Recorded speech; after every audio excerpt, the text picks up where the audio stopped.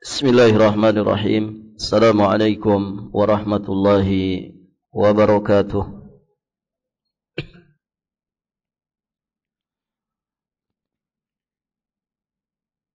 Alhamdulillahilladzi arsala rasulahu bilhuda wa dinil haq liyudhhirahu 'ala ad-dini kullih wa kafa billahi shahida. Asyhadu an la ilaha illallah wahdahu rabbi la syarika lah wa asyhadu anna Muhammadan abduhu wa rasuluh, amma ba'd. Allahumma inna nas'aluka ilman nafi'an wa rizqan tayyiban wa amalan mutaqabbala. Allahumma 'allimna ma yanfa'una wanfa'na bima 'allamtana وزدنا من علمك وكرمك وجودك يا ذا الجلال والإكرام إنك على كل شيء قدير وبالإجابة جدير. Para hadirin akhwat wa ummahat fillah rahimani wa rahimakumullah. Alhamdulillah, kita bersyukur kepada Allah Subhanahu wa taala.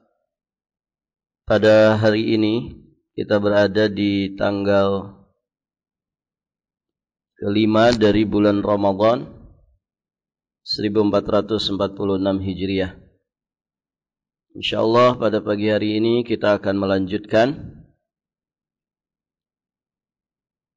pembahasan surat Asy-Syura. Kita sedikit lagi menyelesaikan faidah-faidah dari ayat ke-7. Faidah pertama yang sudah kita sampaikan,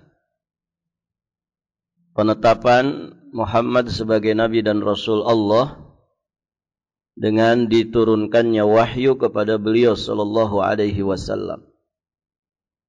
Kemudian keutamaan bahasa Arab yang menjadi bahasa Al-Quran. Juga sudah kita bahas bahwa setiap Rasul yang diutus, maka ia menggunakan bahasa kaumnya agar mudah memberikan penjelasan kepada mereka. Kemudian terakhir yang sudah kita bahas,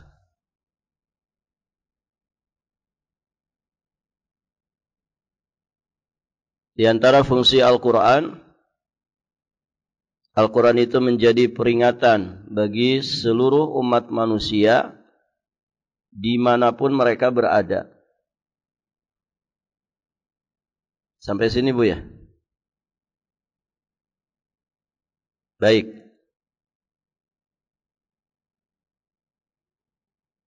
Berikutnya faidah kelima.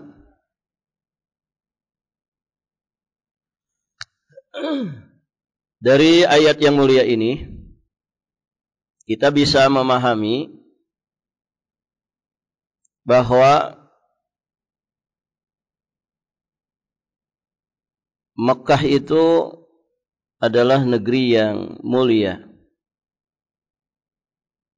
kota yang istimewa. Di dalamnya ada Ka'bah Baitullahil Haram. Dan di antara kemuliaan, keistimewaan Mekah itu, Mekah disebut sebagai Ummul Qura. Ummul Qura, induknya seluruh kota.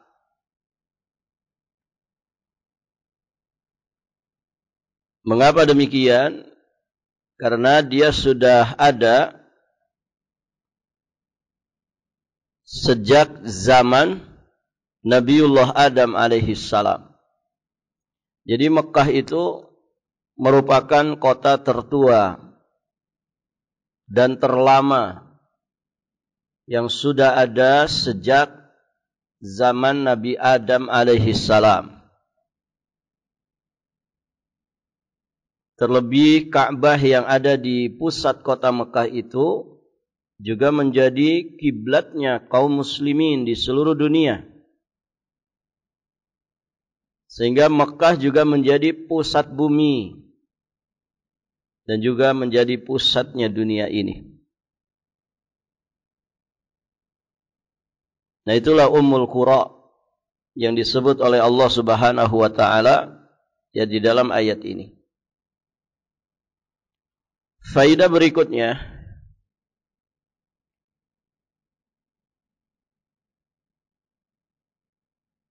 di antara yang diperingatkan Al-Quran kepada manusia,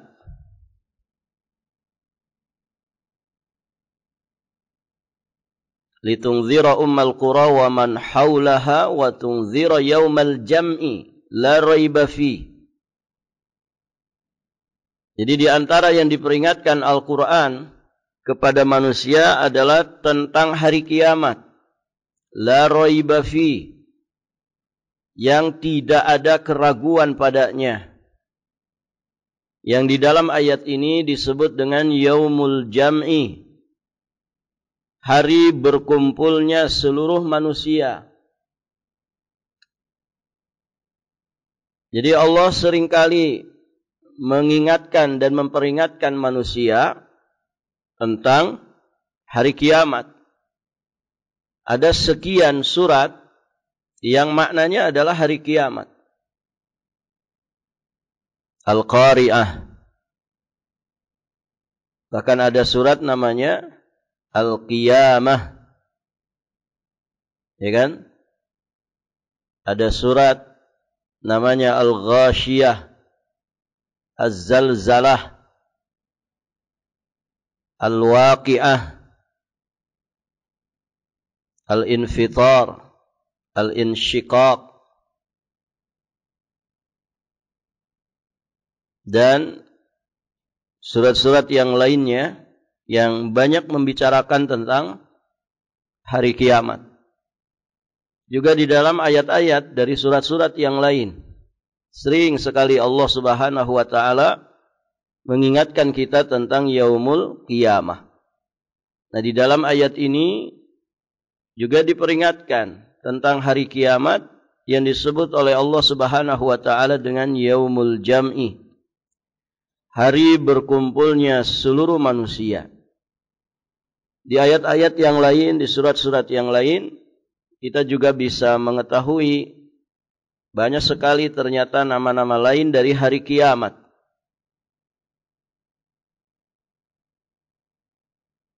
Nama-nama yang diawali dengan yaum, yang artinya hari. Itu ada Yaumul Akhir, hari akhirnya dunia.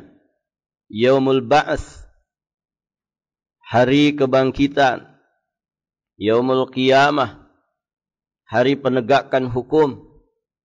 Yaumul Hasyr, hari penggiringan. Yaumul Hisab, hari perhitungan. Juga disebut Yaumul Jaza, hari pembalasan. Disebut juga Yaumul Fasl, hari keputusan atau pemisahan. Kadang juga disebut dengan Yaumut Tanad, hari saling memanggil. Yaumut Talaq, hari pertemuan. Hari di mana saat itu tidak ada lagi rahasia yang disembunyikan. Yaumut Taghabun, hari pengungkapan kesalahan.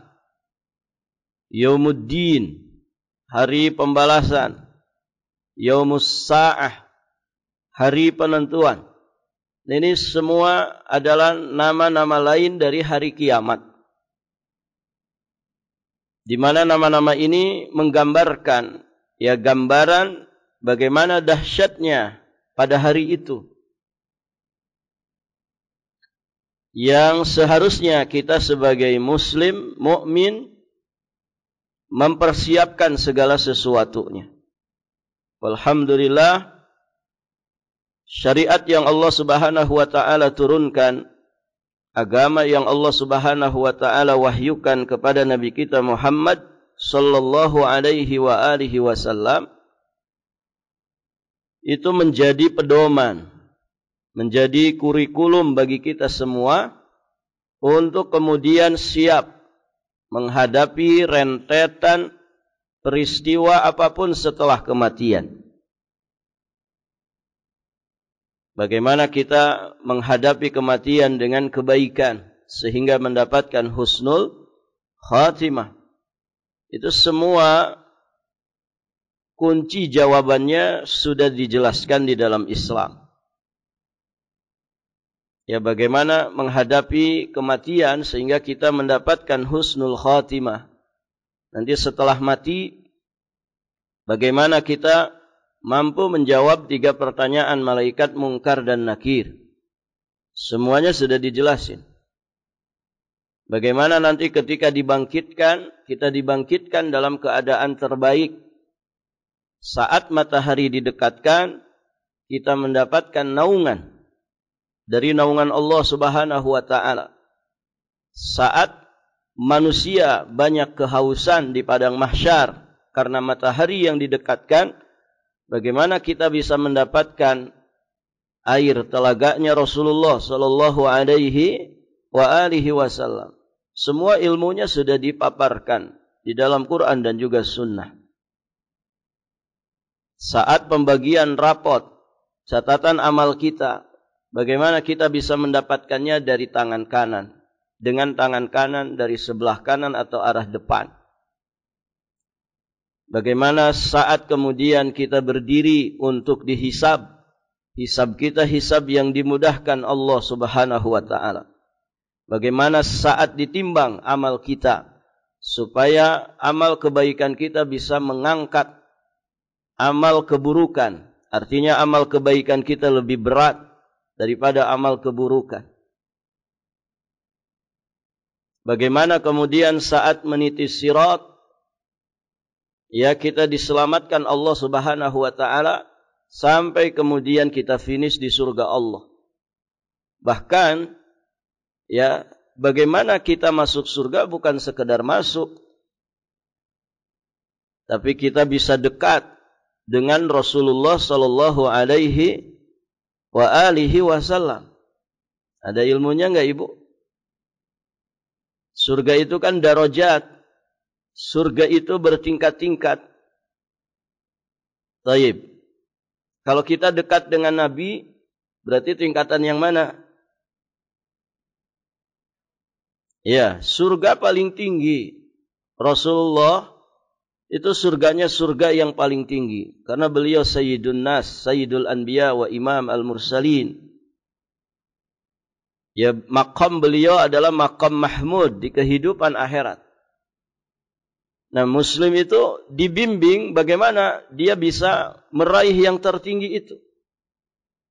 Tempat duduknya dekat dengan Rasulullah sallallahu alaihi wa alihi wasallam. Bagaimana bisa bersanding dengan Nabi di surga? Karena kalau bersanding dengan Nabi di surga, pasti di surga paling tinggi. Ada ilmunya, Ibu? Ada, sampai ke situ.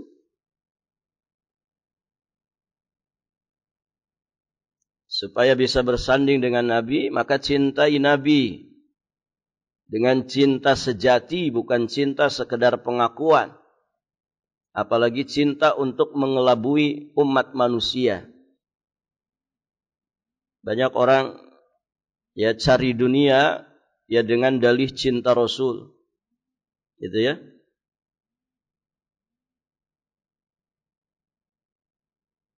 Ada orang bawa kiswah, ini kiswahnya Nabi.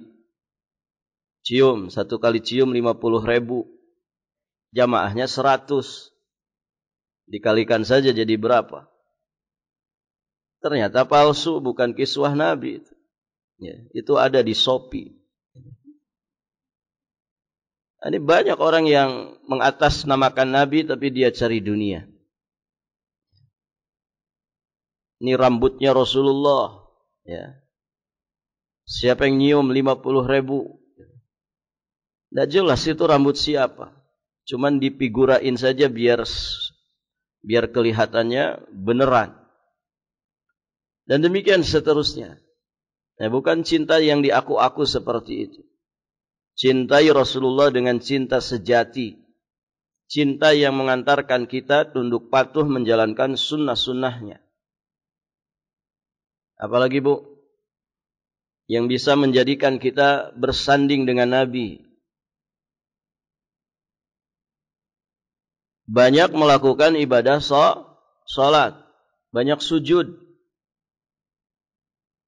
Sebagaimana ketika seorang sahabat meminta kepada Nabi supaya menjadi teman dekat Nabi di surga.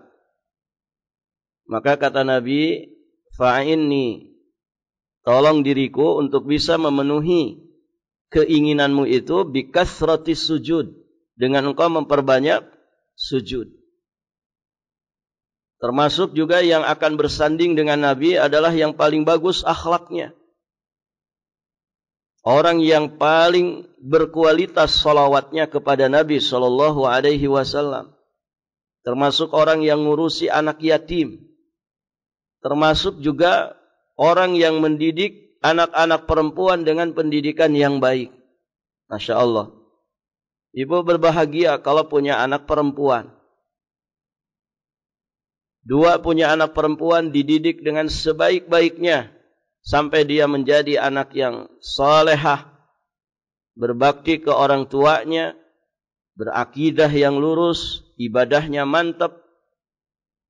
Ini sejatinya orang tuanya akan mendapatkan limpahan pahala di sisi Allah. Ya, di antaranya dia akan bersanding dengan Rasulullah sallallahu alaihi wasallam di surganya. Jadi sampai kepada bagaimana kita menaikkan level kita di surga Allah Subhanahu wa taala, semua panduannya sudah ada. Tinggal kitanya mau mengkaji atau tidak, mau mempelajari atau tidak. Setelah dipelajari, mau dipraktekkan atau tidak.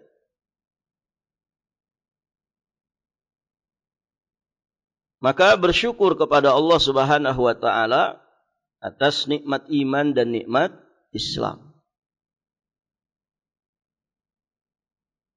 Baik, ibu-ibu yang dirahmati Allah. Jadi semua nama-nama lain dari hari kiamat ini sejatinya menjadi gambaran tentang dahsyatnya kiamat saat itu. Yang kita kemudian juga telah dibimbing oleh Allah dan Rasul-Nya bagaimana siap menghadapi itu semua.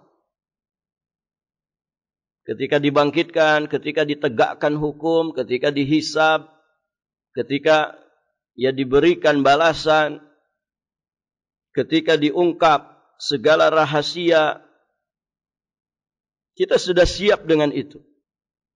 Sudah siap dengan hisab. Sudah siap dengan segala sesuatu. Barakallahu fikum. Maka di sini hikmahnya kenapa Allah di dalam Quran itu seringkali mengingatkan kita tentang yang namanya hari kiamat. Ya, supaya kita punya persiapan yang matang. Kenapa? Karena perjalanan di sana perjalanan panjang.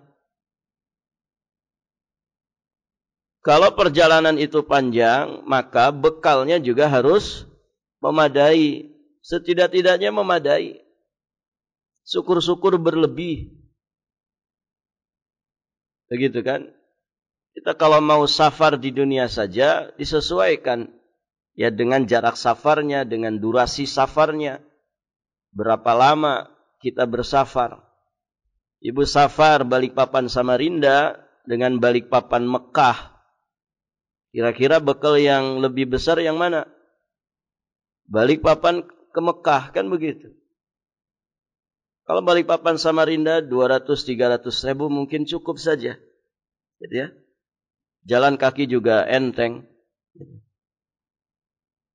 Barakallahu fikum. Kalau ke Mekah, ya bisa jalan kaki, ada yang sudah mempraktekkan. Namun tetap ya harus dengan perbekalan. Segala sesuatunya disiapin. Ini jaraknya jauh, jarak tempuhnya. Kemudian juga waktu tempuhnya ya pasti dengan durasi waktu yang sangat panjang. Maka bekalnya disesuaikan. Nah, banyak orang menganggap bahwa perjalanan akhirat itu perjalanan singkat. Enggak begitu. Perjalanan panjang, jauh lebih panjang dari perjalanan hidup kita di dunia. Di dunia 60-70 tahun selesai. Begitu ya. Perjalanan dunia. Jadi kalau perjalanan di akhirat, orang yang 100 tahun lalu meninggal dunia, sekarang di mana, Bu? Masih di alam kubur. Masih di alam kubur. Sampai kapan di alam kubur? Sampai nanti datangnya kiamat. Berarti kan panjang banget itu. Belum nanti di kehidupan akhirat kita berdiri di padang mahsyar saja berapa lama? Ngantri untuk kemudian satu-satu diadili. Ya Ibu? Lama enggak mengadili orang itu? Ya, enggak usah dunia ini. Satu orang Balikpapan, ya, satu Balikpapan ini diadili satu-satu. Kira-kira Ibu jatahnya hari keberapa? Ya kan? Ini warga Balikpapan saja, mungkin 800.000 orang saja. Kalau kemudian disidang satu-satu, itu menyelesaikan waktu berapa lama?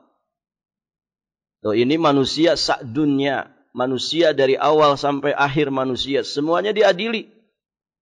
Tanpa ada yang dilewatkan. Ini perjalanan panjang. Maka bekal kita jangan bekal kaleng-kaleng. Harus bekal yang maksimal. Harus bekal yang setidak-tidaknya menyelamatkan kita sampai kita finish di surga Allah Subhanahu wa ta'ala. Walhamdulillah, wasilah itu Allah berikan dengan anugerah Ramadan yang saat ini kita sekarang berada di dalamnya. Maka jangan disia-siakan. Jangan disia-siakan.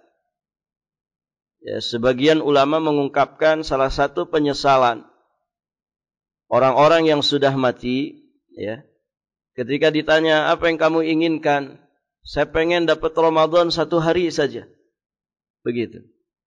Artinya pengen dapat Ramadan 1 hari saja. Artinya 1 hari di bulan Ramadan itu ketika orang nanti sudah melihat pahalanya bagaimana, dia sangat menginginkan walaupun dapat 1 hari di bulan Ramadan. Nah, kita alhamdulillah ini sudah hari ke-5.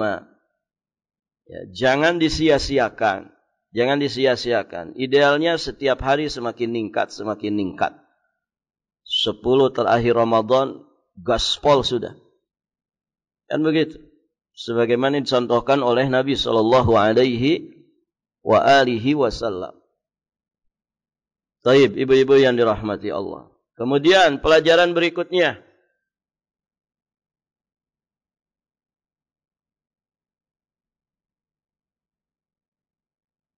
Faidah yang ke-7. Allah Subhanahu wa ta'ala menyebutkan di penghujung ayat,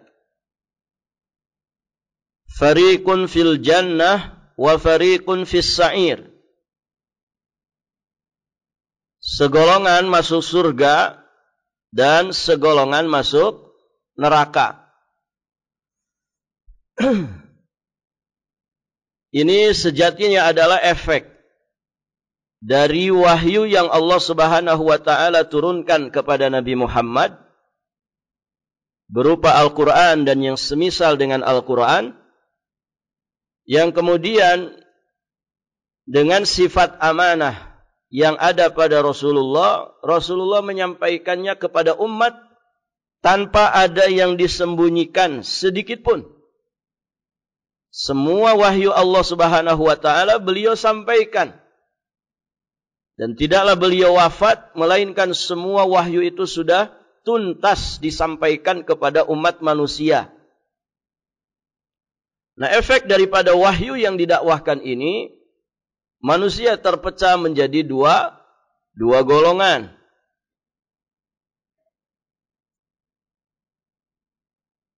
Yang pertama, fariqun fil jannah wa fariqun fis sa'ir.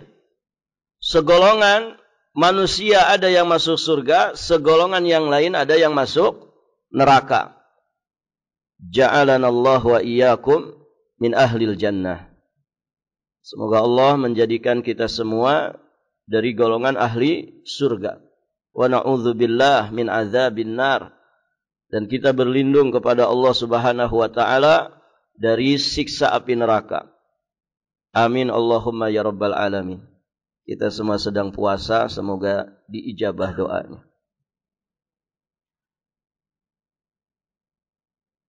Satu golongan di surga, satu golongan di neraka.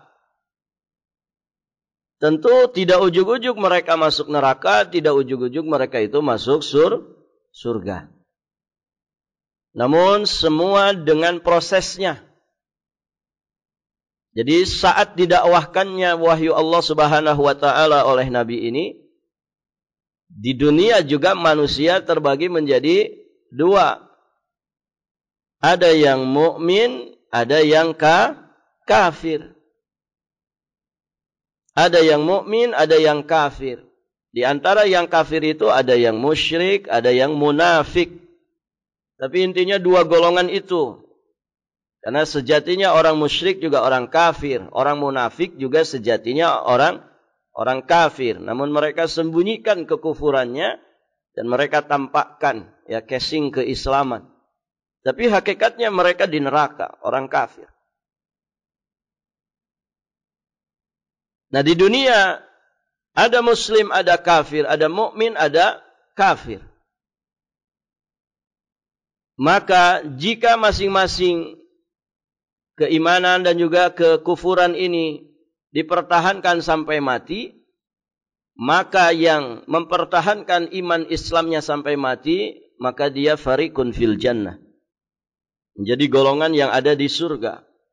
Ya, sedangkan yang matinya di atas kekufuran, dia menolak, mengingkari dakwahnya Rasulullah sallallahu alaihi wasallam dan sampai dia bawa mati kekufurannya itu, maka di akhirat dia menjadi fariqun fis sa'ir. Golongan yang ada di dalam neraka. Taib, ibu-ibu yang dirahmati Allah. Maka pelajaran terakhir dari ayat tersebut, pada hari kiamat, manusia akan menjadi dua golongan. Segolongan masuk surga dan segolongan lain masuk neraka. Di ayat-ayat yang lainnya, Allah Subhanahu wa taala juga menyebutkan, di antaranya di surat Hud ayat 105. Allah Subhanahu wa taala berfirman, "Yauma ya'ti la takallamu nafsun illa bi'idnih. Faminhum syaqiyyun wa sa'id." Dikala datang hari itu, tidak ada seorang pun yang berbicara, melainkan dengan izinnya. Maka di antara mereka ada yang celaka, di antara mereka juga ada yang berbahagia. Di surat An-Nahl ayat 36, Allah Subhanahu wa taala juga berfirman, "Walaqad ba'atsna fi kulli ummatin rasula an i'budullaha wajtanibut taghut. Faminhum man hadallah wa minhum man haqqat 'alaihi ad-dhalalah. Fasiru fil ardi fanzuru kaifa kana 'aqibatul mukadzibin." Dan sesungguhnya kami telah mengutus Rasul pada tiap-tiap umat untuk menyerukan, untuk mendakwahkan seruan dan dakwah yang sama. Dakwatu tauhid. U'budullaha wajtanibut taghut. Sembahlah Allah saja dan jauhilah taghut itu. Jauhilah semua sesembahan selain Allah. Nah, efek daripada dakwah para nabi dan rasul ini, di dunia saja manusia terbagi menjadi dua. Maka di antara umat itu ada orang-orang yang mendapatkan hidayah oleh Allah Subhanahu wa taala. Dia diberi hidayah oleh Allah. Dan ada pula di antara mereka orang-orang yang telah pasti kesesatan baginya. Fasiru, di penghujung ayat Allah tegaskan, fasiru fil ardi, berjalanlah kamu di muka bumi ini. Untuk apa? Untuk mengambil ibrah. Fanzuru kaifa kana aqibatul mukadzibin. Dan perhatikanlah bagaimana kesudahan orang-orang yang mendustakan para rasul itu. Barakallahu fikum. Itu ibu-ibu yang dirahmati Allah. Jadi efek daripada dakwah Nabi, para Nabi dan Rasul menjadikan manusia itu ada dua golongan. Ada yang beriman, tunduk patuh, mengikuti. Ada yang kafir, mengingkari, membantah, bahkan memusuhi. Ini sunnatullah. Maka tugas manusia itu terus bergerak mengambil ibrah. Berkaca, bercermin, mengambil ibrah dari akibat kesudahan buruk orang-orang yang mendustakan para nabi dan rasul. Taib, ibu-ibu yang dirahmati Allah. Di ayat-ayat yang lain diungkapkan dengan ashabul yamin.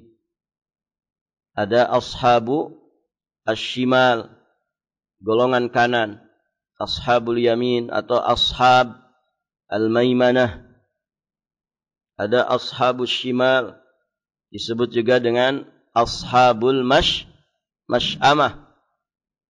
Nah, ibu-ibu yang dirahmati Allah, berusahalah untuk berada di jalur kanan. Ashabul yamin, ashabul maimanah. Ya, dengan iman dan amal soleh. Ya, sehingga kita mendapatkan yang namanya sa'adah. Mendapatkan kebahagiaan dan keselamatan. Mendapatkan petunjuk. Yang petunjuk itu menjadi panduan kita. Ya, untuk terus bergerak, berjalan. Sampai mengantarkan kita ke surga Allah Subhanahu wa ta'ala. Makanya kan hidayah itu, ya ada hidayah di dunia, ada hidayah di akhirat. Orang-orang yang beriman tidak mencampur adukan iman mereka dengan kesyirikan, mereka akan dapat hidayah dan akan mendapatkan keamanan. Nah, hidayah itu mereka dapatkan ya di dunia juga di akhirat. Hidayah di dunia ya berupa ilmu nafi dan amal saleh. Ilmu yang bermanfaat, yang kemudian menghasilkan amal soleh. Jadi kalau orang hidupnya di dunia di antara dua ini, dia terus belajar agama, menuntut ilmu syar'i, kemudian hari-harinya dihiasi dengan amal-amal soleh, sejatinya dia ada di lingkaran hidayah. Ada di lingkaran hidayah. Yang jika dia mampu mempertahankannya sampai nanti matinya, maka itu akan berbuah hidayah di kehidupan akhirat. Hidayah di kehidupan akhirat maksudnya apa? Petunjuk dari Allah Subhanahu wa ta'ala untuk dia selamat sampai finish di surga. Karena akhirat itu disifati dengan kegelapan. Ya, disifati dengan kegelapan. Orang itu di dalam kegelapan, dia butuh apa, Bu? Butuh cahaya. Ilmu itu nur. Amal soleh juga nur. Al-ilmu nurun. Amal soleh juga nur. Nah, ini kalau kita bawa nanti, ya sampai kita nanti mati, ilmu dan amal soleh ini menjadi cahaya. Cahaya petunjuk yang mengantarkan kita selamat sampai di surga Allah Subhanahu wa ta'ala. Kalau di dunia kita butuh cahaya, apalagi di akhirat. Apalagi di akhirat. Kita sangat butuh cahaya. Nah, ilmu dan amal soleh itulah yang akan menjadi cahaya. Sampai kemudian kita ngerti jalan kemana menuju surga Allah. Tidak linglung. Ya, Ibu. Kalau ada istilah Indonesia gelap, berarti butuh apa tuh? Ya butuh cahaya. Masyarakat harus dapat cahaya. Alhamdulillah yang belajar ngaji, yang belajar agama, gelap tidak, Ibu? Alhamdulillah, anteng aja. Anteng aja. Barakallahu fikum. Kenapa? Dia punya pedoman, dia punya petunjuk.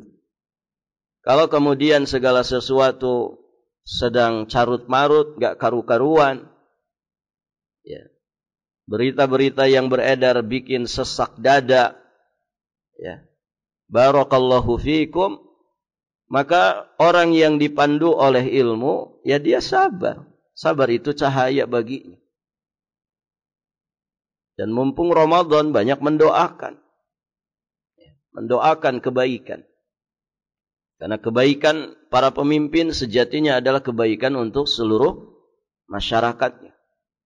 Allahumma aslih ulata umurina. Semoga Allah memperbaiki para pemimpin kita. Ya. Sehingga tagar-tagar Indonesia gelap itu berubah jadi Indonesia yang terang benderang. Baik, ibu-ibu yang dirahmati Allah. Saya kira cukup sampai di sini pelajaran kita. Jadi selesai ya pelajaran dari ayat ke-7 surat Asy-Syura. Nanti berikutnya ayat ke-8 dan seterusnya. PDF-nya udah ada ya? Sudah? Berarti buat besok saja.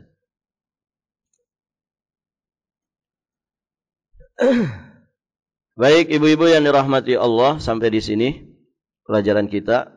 Baik ibu, sampai di sini pelajaran kita. Insyaallah taala kita lanjutkan di pembahasan besok. Online ya, besok online ibu. Baik, insyaallah taala. Kita akhiri dengan doa kafaratul majlis. Subhanakallahumma bihamdik, asyhadu an la ilaha illa anta, astaghfiruka wa atubu ilaik. Hadanallah wa iyyakum ajma'in. Wallahul muwaffiq ila aqwamit thariq. Al-'afwu minkum. Wassalamu alaikum warahmatullahi wabarakatuh.